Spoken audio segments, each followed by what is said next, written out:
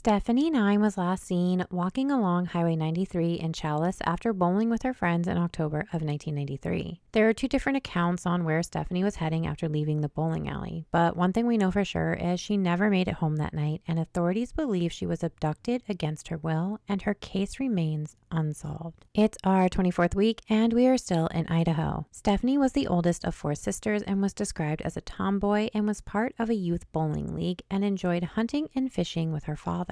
On October 11th, 1993, Stephanie's mother would give her money for a snack and drop her off at the bowling alley to hang out with friends. Around 4:45 p.m., Stephanie left the bowling alley and around 6 p.m. headed towards Challis High School, which was across the street from the bowling alley. There are two different accounts on where Stephanie was planning to go after she left the bowling alley. Some believe she was headed towards the high school for soccer practice, and some believe she was heading back home towards her house, which was about 500 yards away. At 8:15 p.m., Stephanie hadn't arrived home, and her parents immediately notified the police, who coordinated an extensive search covering 700 miles in 2 counties and found no trace of Stephanie. There were witnesses that remember seeing a yellow pickup truck with red pinstripes around the area at the time Stephanie vanished, and investigators believed it could be connected to her disappearance. Keith Glenn Heckcock was known to go by the name Mark. Mark became one of the biggest suspects in Stephanie's case 9 years later in 2002. Mark had kidnapped a 14-year-old girl from outside of her home in the early morning hours of June 5th,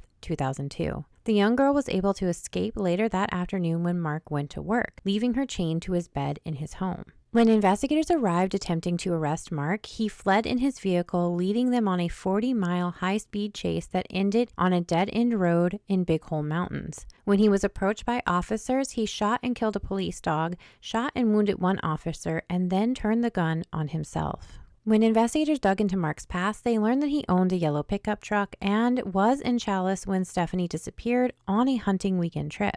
There's another connection to Mark that stuck out to Stephanie's family and investigators. Stephanie's great-grandparents were camping near Twin Peaks and believed that Mark was the, quote, weird guy, end quote, with a yellow pickup truck who was camping next to them the weekend before Stephanie went missing. They're also looking at Mark for the disappearance of Amber Hoops, 20, who disappeared from Idaho Falls, Idaho. He had worked for her grandparents. Unfortunately, investigators have not been able to officially link Mark to either Stephanie or Amber's case, and both cases remain unsolved. Sadly, both of Stephanie's parents would divorce in 1994 and are now both deceased. Her mother died in 1997 and her father in 2012, both passing from natural causes, without ever knowing what happened to their daughter. Stephanie still has an extended family and 3 sisters who deserve answers, so please continue to share Stephanie's face and her case. When Stephanie was last seen, she was 9 years old, around 85 pounds, described as a Caucasian female with brown hair and blue eyes. She was last seen wearing a maroon and white striped